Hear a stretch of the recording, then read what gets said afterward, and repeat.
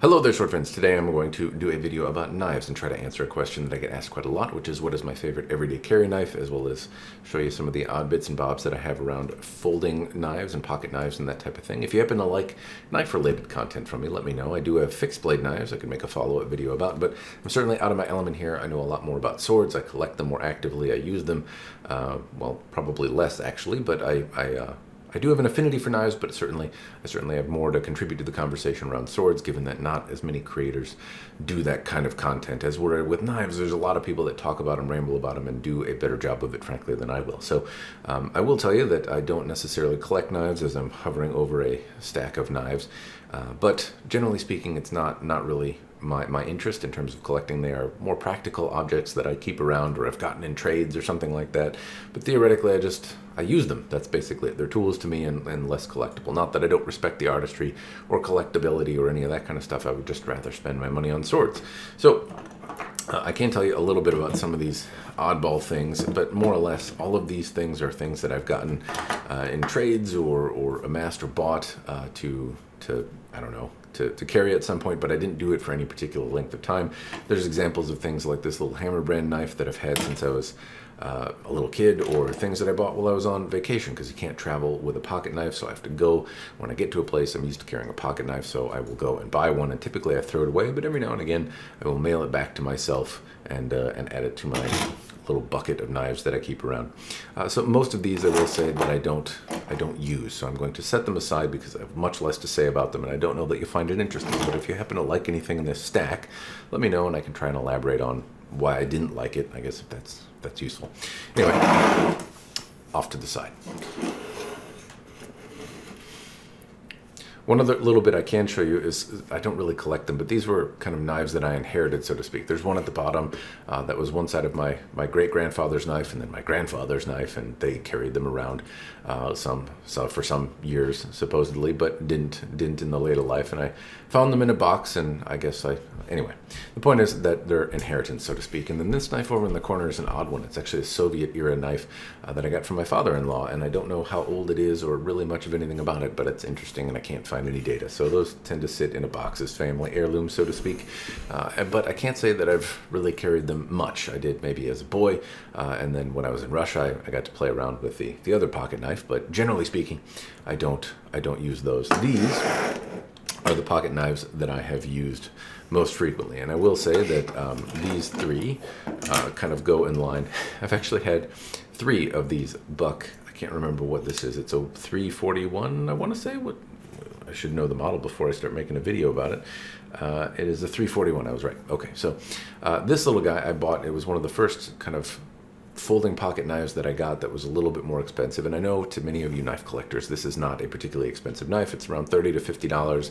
I bought it 3 times at this point, and it has everything I like about a knife. It has a drop tip style, which is the type of knife I prefer to carry in my pocket.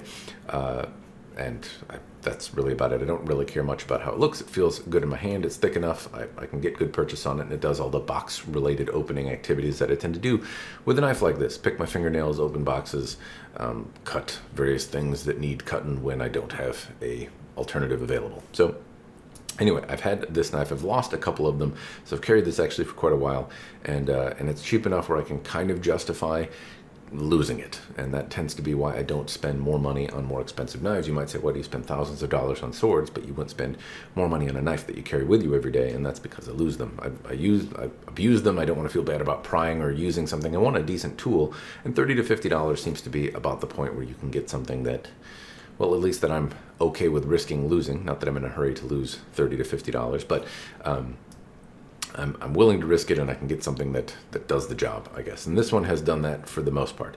This one is a little worse for wear. I've had to tighten things. The scales have come off, I think, a few times. It's got a little bit of play in the blade, but overall, it's done all the things that I need it to do. Somewhere after losing the second one of these, I bought this Kershaw, I believe on like a deal of the day on Amazon or Woot or something like that. And so I tried carrying this. It is a drop tip style that I like, and it's I don't know, sleek enough looking. It's certainly got a smaller profile. I like the way that it fit in my pocket, but I wasn't necessarily bothered by something a little thicker. And when it's in my hand, I don't know, it doesn't feel as solid. So I can't say I like the way it feels in my hand as much, but I certainly don't mind the way it feels in my pocket. It hasn't come loose or anything like that, but I can't say I necessarily carried this all that much because I would drop it and the tip always seemed very flat, fragile. It's a little bent. And I don't know, it just didn't have the prying capability and things that I really want out of a pocket knife. So it's been fine and it's held up reasonably well. Nothing really bad to say about it other than this particular example isn't one that suited me well. So it's not a dig on Kershaw necessarily or this particular model, just not for me. And this kind of locky, flicky stuff isn't something that I particularly care much about. Speaking of locky, flippy things, here's the CRKT Heiho, I believe is what it's called. It's a James Williams designed, I think, and it's reminiscent of some of the Japanese style swords that I like, or at least take some inspiration from that. And it's been fine. It's a decent knife, and it feels, decent in my hand, and I know it's a sturdy thing, but realistically, I can't say I really like it either. It doesn't have the kind of the tip profile that I'd like. I suppose I can pry things with it, but I don't know. It feels a little clumsy, honestly. Like I can get a hold of it, but I can't say I really like the feel of this in my hand, and it seems to be more of a tactical looking thing, and I don't really like it. Plus, I always flick this little lock thing up at the top really easily, and I can't put it down, and I'm wondering what's going on, and then I'm like, I get the stupid little lock. So just not one that I really got used to. I carried it for a few months, and I can't say that it really stuck with me. So I ended up getting a third one of these, and and then carried this for a while longer, and this was kind of my go-to one that was at a price point where that I was comfortable enough using, and it had the style that I preferred. Other examples of things that I tried out, like I didn't really like the serration type things. I've tried a couple others. Larger knives, well, one, not particularly legal to carry where I am, also just, I don't know, dumb. And then when I carry folding knives like these, my fingernails, because I bite them, there's never enough on, and I have to futz to get the knife out, and inevitably that is just uncomfortable for me. So this was my go-to for a while, and certainly I give it a recommendation. The 341, I think it's called a Vantage or something like that from Buck. It's fine, but it did degrade in terms of condition over time. I'd have to address it, try to find the little screwdriver to tighten the scales and stuff like that down. Anyway, sometime later, I saw this knife. This is a 585 from Benchmade, and I'd never owned a Benchmade prior to owning this knife right here. I'd heard that they were good products, but a little out of my price league. A lot of them are over $100 or a little under $200, sometimes more than that. And I was, that's just more than I'd want to risk in my pocket for a knife that I know I lose quite a lot. So one came up on sale from SPG, from Adrian Jordan, who's unfortunately a fine gentleman who's no longer with us, and he sold this to me, and it's the kind of style that I like, and knowing that it's from Adrian makes it hold a special place even more for me. But anyway, this has been a great knife, suffice to say. So to answer the question, which one do I like the most? It is this one, and I'd be really hard-pressed not to spend more money when I inevitably lose this and buy another one. It's just been overall fantastic. It's the right kind of thickness to feel secure in my hand. It's the right shape. The spine and all that has lived through all of the prying and nonsense that I put it through. Generally speaking, it opens boxes and the like, but which, as a side note, I always find it funny when somebody is asking you to use your pocket knife and asking you simultaneously why you bother carrying one. Like, why do you even carry a knife? That's such a weird thing to do, Matt. Can I use yours to open this box or cut this thing? I need a tool to do this thing. Anyway, I digress. This is the one. This is the one I like the most. It's about as long as I can legally carry in my state. It does all the things. It's not particularly flippy and snappy and aggressive or anything like that, but it has a good feeling to it.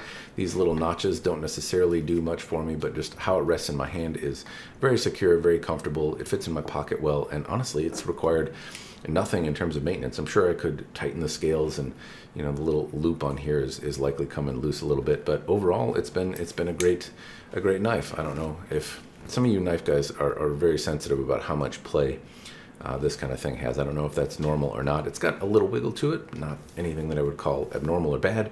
Anyway, this has been a fantastic knife. I've done nothing with it. It's gone through the washing machine and then subsequently through the dryer and been found. It's been in 20 below, lost outside.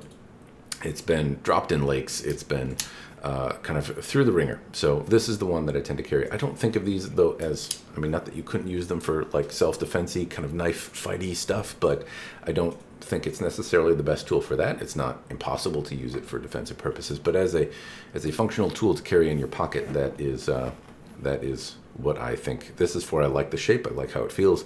It's a fantastic knife, and I would buy one again. I would feel really bad if I lost it. One, because I can't replace this one, and it's special place, having come from a friend. But it is also one that a model that I really liked, and so when I inevitably do end up losing it, I will have to buy another one. So that's the answer to the question. This one, I don't know if there are other examples out there of knives like this. I'm sure there are. There's a lot of good companies that I really don't have exposure to that also make good knives in this much higher price category. This just happens to be the one that I got to try, and for what it's worth, it gets my thumbs up. Anyway, that's the answer to the question. Hopefully the video has been mildly interesting. You now know that I tend to lose pocket knives, and I'm kind of a cheapskate when it comes to them. That's about all I got for you, though. If you have any questions, throw them in the commentary down below. If this has been, for whatever reason, interesting and you want to follow up on the fixed blades, let me know. If not, then I will stick to my lane and go back to swords. That's all I've got for you. Cheers, and thanks for watching.